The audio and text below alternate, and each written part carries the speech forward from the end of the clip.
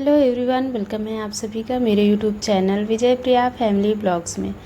आज की टॉपिक है वीडियो की कि अगर आप हाउसवाइफ हैं, कुछ काम करती हैं, कुछ अर्निंग करने की सोच रही हैं तो खुद को इतना मजबूत बना लीजिएगा, क्योंकि अगर आप हाउसवाइफ हैं तो आपको घर के काम के साथ साथ इतने सारे काम करने होंगे जो आप अपने लिए टाइम निकालोगे तो ज़रूरी नहीं है कि आपको दिन में टाइम मिल ही जाएगा। आपको रात भर जागना भी पड़ सकता है, दिन भर भी जागना पड़ सकता है।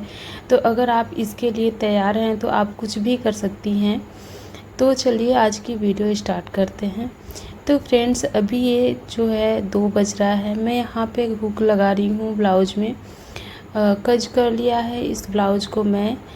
कुछ सिल दी थी कल ही और रह गया था थोड़ा सा, तो इसको मैं 10:30 बजे से सिलना स्टार्ट की थी, क्योंकि बाबू और प्रांसी दोनों लोग सो गए थे तभी मुझे टाइम मिला। तो मैं लगातार इस पे 1.5 घंटे बैठकर सिली थी और कुछ वीडियो वगैरह एडिट करने थे तो उसको भी मैंने इसी बीच में किया था। तो इसकी वजह से मुझे 2 बज गया अभी इसको फाइनल करते हुए। ये आया था करवा चौथ के लिए, तो अभी उनका जिनका ये है ये मैं फ़ाइनल कर दूंगी। फिर उनका ही आया हुआ है, बोल रही कि प्लीज़ मतलब थोड़ा सा टाइम निकाल कर मेरा ये ब्लाउज बना दीजिए। तो ऐसे कोई बोलता है ना तो होता है कि चलो अच्छा कर ही देते हैं, थोड़ा सा हम ही मेहनत कर लेते हैं। इसमें हमारा ही फ़ायदा होता है, क्योंकि हम जल्दी से जल्दी जितना ही जल्दी ब्लाउज़ सिल देंगे, फ़ाइनल करेंगे, उतना ही हमारे सिर से बोझ ख़त्म होगा। तो इस वजह से मैंने हाँ बोल दिया और वो भी ब्लाउज़ आ गया है। तो आज मैं इसको फ़ाइनल कर लूँगी, कल उस ब्लाउज़ की सिलाई करूँगी। देखती हूँ कैसे, अगर टाइम मिलता है तो मैं इस ब्लाउज़ के बाद उसकी कटिंग भी करूँगी। तो देखिए यहाँ पे मैं हुक लगा रही हूँ, कज हो गया है, तुरपाई वगैरह सब हो गई है। ये ब्लाउज़ पूरा फाइनल है। इसके बैक पर मैंने डिज़ाइन भी बनाया हुआ है। तो फ्रेंड्स, अगर आप हाउसवाइफ हैं, कुछ भी काम करती हैं ना, तो आपको कोई भी अलग से टाइम नहीं देगा, ना ही घर के लोग देंगे, ना ही बच्चे आप लोगों के लिए कोई भी काम आसान करेंगे। वो जैसे रहते हैं वैसे ही रहेंगे। आपको खुद को ही मजबूत बनाना पड़ेगा। तो देखिए अभी मैं सोई थी 2:30 बजे, यहाँ पे मैं 5:30 बजे जग गई हूँ और मेरे घर सारे लोग चाय वगैरह पी के सब लोग अपने अपने काम पे चले गए हैं। तो देखिए यहाँ 5:30 हो रहा है तो उजाला हो गया है, धूप नहीं हुआ है, उजाला हो गया है। और मैं इसमें दूध था तो वो गर्म कर रही हूँ। चाय भी मेरे हस्बैंड बनाकर पीकर चले गए हैं। इसमें दूध पकाया जाता है तो इसका जो ये है पूरा धुएं से काला हो जाता है। मैं साफ़ कर देती हूँ, फिर भी मतलब जब जब रखा जाता है तो वो तो काला होगा ही, धुआं लगेगा। तो इससे आप लोग बहुत सारे पहले कमेंट आते थे कि आप कढ़ाई में चाय बनाते हो, तो ऐसा नहीं है, मैं कढ़ाई में नहीं चाय बनाती हूँ। है मेरे पास बर्तन चाय वाला, लेकिन जिसमें लगा होता है उसी में कभी कभी हम लोग बना देते हैं। लेट होता है तो इसमें बनाने में थोड़ा आसान होता है, क्योंकि जब ये उबलता है ना, ऊपर आता है तो गिरता नहीं है। तो यहाँ पे वो बनाकर चले गए थे चाय और 2 कप बचा हुआ था, तो 1 कप मैं पी लूँगी, 1 कप रख दूँगी, फिर आएंगे 1 आध घंटे में तो फिर से पीते हैं चाय। वो दिन में कई बार चाय पीते हैं, इसलिए उनके लिए रखा रहता है या फिर बना दिया जाता है। तो देखिए यहाँ पे गैस वगैरह की सफाई मैं खाना बनाने के तुरंत बाद ही कर लेती हूँ, लेकिन इसकी पेंदी में जो राख लगी रहती है वो गिर जाता है गैस पे, तो उसको फिर से पोंछना पड़ता है। तो इस तरह से मैंने इसको पोंछ लिया है और यहाँ पे मैंने पानी रख दिया है गर्म होने के लिए। ये पानी गर्म हो जाएगा तब तक मैं बर्तन धोने के बाद नहा लूँगी। कुछ बर्तन मैंने कल शाम को ही धो लिए थे, जैसे जैसे लोग खाते हैं वैसे बर्तन भी होता रहता है। तो जो एक्स्ट्रा बर्तन रहता है मैंने कल ही धो ली थी और थोड़े थोड़े बर्तन रह जाते हैं तो उसको मैं धो लूँगी। झाड़ू पोछा करने के बाद मैं नहा लूँगी, फिर उसके बाद ही कोई काम होगा, क्योंकि आज प्रांसी का एग्ज़ाम है तो उसके लिए भी टिफ़िन बनाना है। घर के लिए भी कभी कभी बहुत अजीब, मतलब सबके लिए अलग अलग तरह का बनाना पड़ता है। आज ही सुबह मम्मी के लिए भुजिया बनाया था मूली का, और खुद के लिए बच्चों के लिए दाल बनाया, और सबके लिए गोभी की सब्ज़ी, चावल, रोटी, दाल, ये सभी 3-3 तरह की हो जाती हैं तो थोड़ा सा टाइम ज़्यादा लगता है। इसकी वजह से मुझे टाइम निकालना बहुत ही मुश्किल होता है। दिन में कोई काम नहीं हो पाता, रात में ही मुझे करना पड़ता है।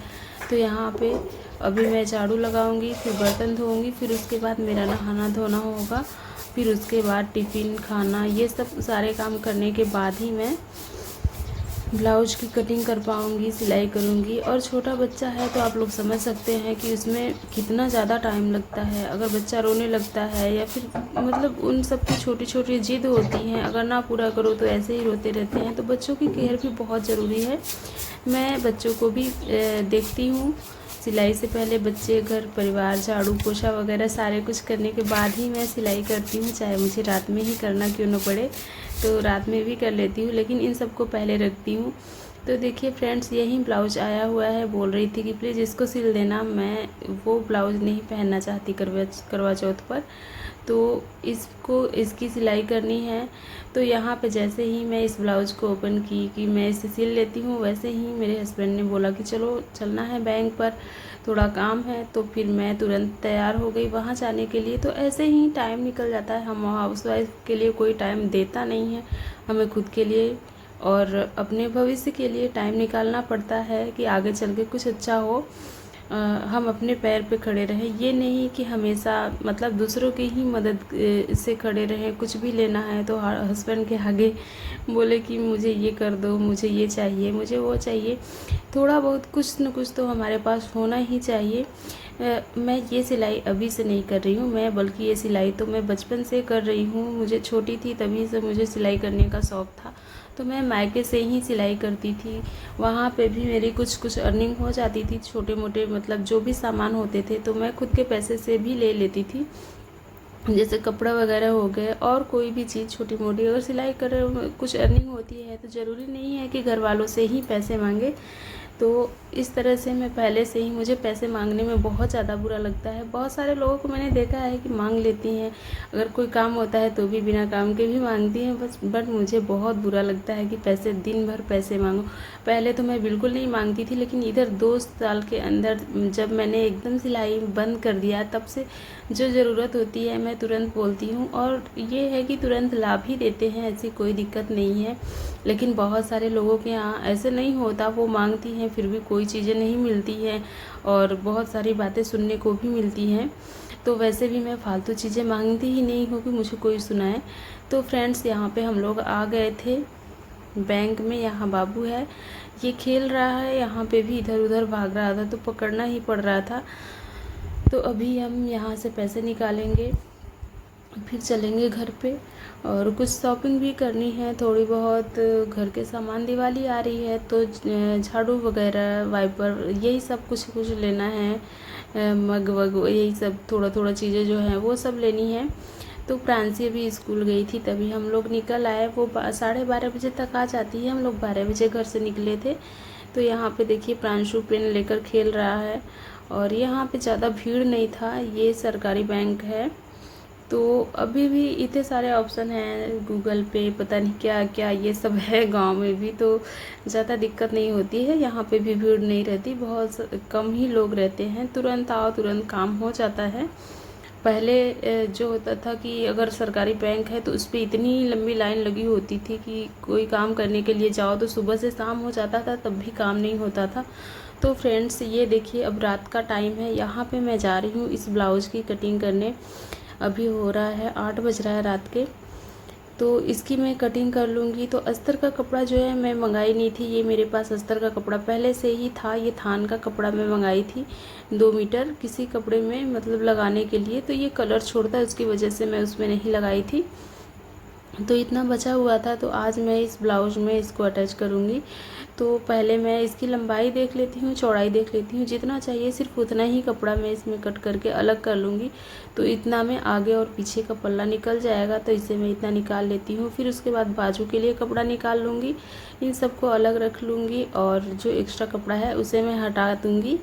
तो देखिए यहाँ पे बच्चे गए हैं नीचे खेलने के लिए। जब तक गए हैं तब तक मैंने सोचा था कि मैं पूरी ब्लाउज़ कट कर लूँगी, लेकिन ऐसा हो नहीं पाता है, जो हम सोचते हैं कभी नहीं हो पाता है। तो देखिए यहाँ पे प्रांशु, प्रांशी सभी आ गए हैं। अब पूरी ब्लाउज कटना तो मुश्किल ही होगा, क्योंकि सारे कपड़े बच्चे हैं खेलने के चक्कर में इधर उधर लेकर भाग जाते हैं। तो यहाँ पे मैं वाइपर लेकर आई थी, तो देखिए जनाब आ गए हैं मेरे वाइपर लेकर। घर में आ रहे नहीं आता तो चिल्ला चिल्ला कर रो रहा था यहीं पे। तो अगर मैं भगाऊंगी तो मुझसे गुस्सा भी होगा, झगड़ा भी करता है, दद दद करता है। तो देखिए अब मेरे सामने ही ऐसे ही शैतानियाँ करेगा। तो यहाँ पे मैंने ये ब्लाउज़ की बाजू के लिए कपड़ा निकाल लिया है, इतना में दोनों बाजू हो जाएगा। तो इसे मैं फ़ोल्ड करके अलग रख लेती हूँ। आगे पीछे का पल्ला हो ही गया है, इसमें से जो थोड़े थोड़े कपड़े निकलेंगे उसमें से इसकी पट्टी लग जाएगी। नीचे जो ब्लाउज में पट्टी होती है या फिर कहीं भी अगर लगाना होगा बटन पट्टी, गज पट्टी, तो इसमें से ही हो जाएगा। तो एक्स्ट्रा कपड़ा मैंने हटा दिया है। अब मैं इसकी कटिंग करूँगी मशीन पर रख के, क्योंकि यहाँ पे तो अब नहीं कर पाऊँगी। और इसकी वीडियो भी बनानी है, दूसरे चैनल पे अपलोड करनी है कि इसकी कटिंग सिलाई कैसे करनी है, इसके बाजू पे डिज़ाइन बनाना है, गले पे भी बनाना है। तो फ्रेंड्स, आज का ब्लॉग मेरा आप लोगों को कैसा लगा? अगर अच्छा लगा होगा तो आप लोग ना मेरे चैनल को ज़रूर लाइक करना, सब्सक्राइब करना और शेयर करना। मैं अपने चैनल पर daily blog video, daily routine और होम बुटीक से जुड़ी सभी तरह की छोटी मोटी बातें आप लोगों के साथ शेयर करती रहती हूँ। अगर आप लोग बुटीक खोलना चाहती हैं तो गाइज, आज का ब्लॉग आप लोगों को कैसा लगा? अच्छा लगा होगा तो मेरे चैनल को लाइक, सब्सक्राइब और शेयर जरूर करिएगा। मैं आप लोगों से फिर से मिलती हूँ नेक्स्ट ब्लॉग में। तब तक के लिए bye, love you, take care.